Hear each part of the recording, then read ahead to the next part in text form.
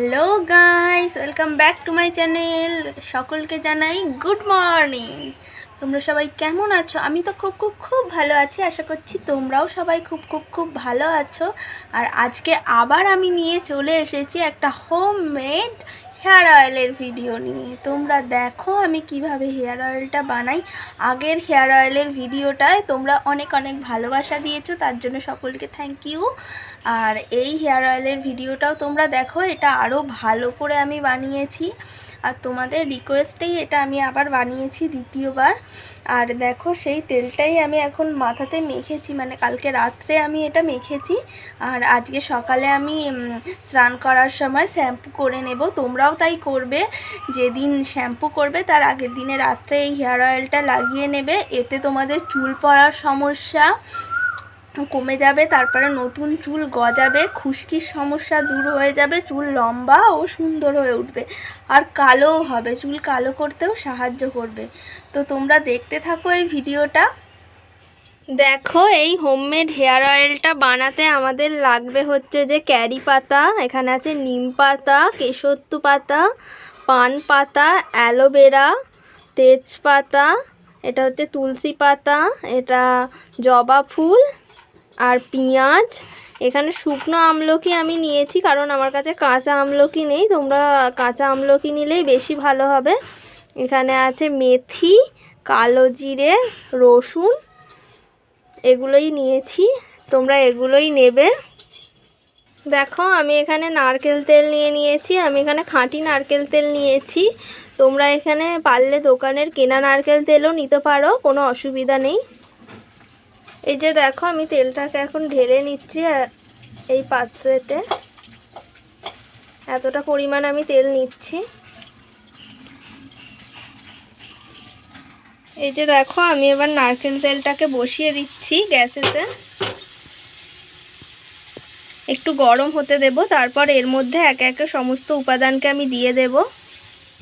এই যে এতে আমি প্রথমেই দিয়ে দিচ্ছি পান পাতাগুলো, সমস্ত পাতাই দিয়ে দিচ্ছি, কেশোত্তু পাতা, নিম পাতা, যে পাতাগুলো ছিল তোমাদেরকে বলেছি, সেই তুলসী পাতা, সমস্ত পাতাগুলো আগে দিয়ে দিচ্ছি।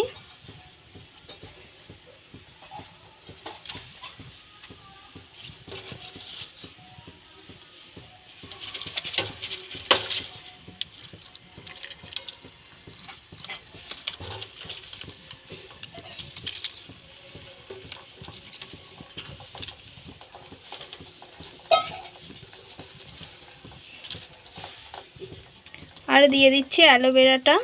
অ্যালোভেরাটা এরকমভাবে ভেঙেও তোমরা দিতে পারো বা কেটে নিয়ে দিতে পারো, আমি ভেঙেই দিয়ে দিচ্ছি এর মধ্যে। তারপরে দিয়ে দিচ্ছি এই জবা ফুলগুলো,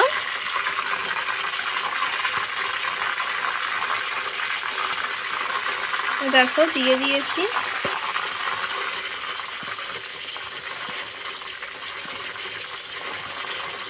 তারপরে এই দেখো পেঁয়াজগুলোকে আমি এরকম কিউব কিউব করে কেটে নিয়েছি, এগুলোকেও দিয়ে দিচ্ছি।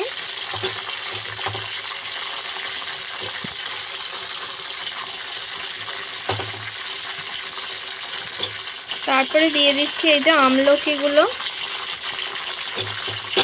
কাঁচা দিলে ভালো হতো কিন্তু কাঁচা আমলকি আমি পাইনি বাজারে, সেই জন্য শুকনোই নিয়ে এসেছি। তারপরে এই যে দেখো কালো জিরে আর মেথিগুলোকেও আমি দিয়ে দিচ্ছি। তারপরে সমস্ত কিছু একসাথে দিয়ে আর ফুটিয়ে নিতে হবে 10-15 মিনিট। আর এই যে দেখো রসুনগুলোকে আমি কেটে নিয়ে চলে এসেছি, এবার এগুলোও দিয়ে দেব, দিয়ে একটু নাড়িয়ে দেব। এগুলো এবার ফুটতে দেব আমি কিছুক্ষণ সময়ের জন্য। দেখো এটা এবার হয়ে গেছে, এবার গ্যাসটা আমি বন্ধ করে দেব, কারণ এর মধ্যে একটা কালার চলে এসেছে। এই দেখো তেলটা কেমন একটা হালকা হালকা গ্রিন গ্রিন কালার চলে এসেছে, এই কালারটা চলে এসেছে। এই যে এটা হয়ে গেছে, এবার এটা ঠান্ডা করতে দেব। ঠান্ডা হয়ে গেলে এটা ছাঁকনি দিয়ে ছেঁকে আর একটা জারেতে রেখে দেব, কাঁচের জারেতে। দেখো এটা ঠান্ডা হয়ে গেছে, এই যে ঠান্ডা হয়ে গেছে। আর এটা এবার আমি এই কাঁচের জারটাতে ছেঁকে নেব।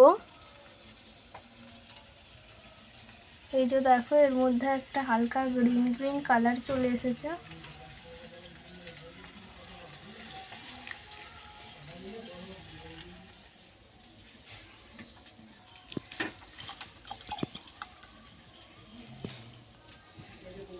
ঢালতে গিয়ে সব পড়ে যাচ্ছে, ওই জন্য একটা ডিশও আমি নিয়ে নিয়েছি। দেখো এই যে ঢেলে নিচ্ছি। এই যে দেখো এক বয়ান ভর্তি হয়ে গেছে, এখনো তেল রয়েছে। এই যে এখানে এতেও রয়েছে। আর একটা অন্য বয়ান নিয়ে তাতে ঢেলে নেব। এই যে এটা ফুল হয়ে গেছে। এই যে দেখো আমার এই এক বয়ান আর এই আরেকটা বয়ানের এই এতটা পরিমাণ তেল হয়েছে। এটা তোমরা যেদিন শ্যাম্পু করবে তার আগের দিন রাত্রেবেলা মেখে নিতে পারো বা সকালেও মাখতে পারো, কোনো সমস্যা নেই। এই তেলটা তোমরা ইউজ করলে তোমাদের চুল পড়া কমবে, নতুন চুল গজাবে আর চুল লম্বা হতেও সাহায্য করবে। তোমরা অবশ্যই ইউজ করো, ইউজ করে আমাকে কমেন্ট করে জানাবে যে তোমাদের কতটা কি ফল দিচ্ছে এটা। এখন এই পর্যন্তই, চলো টাটা।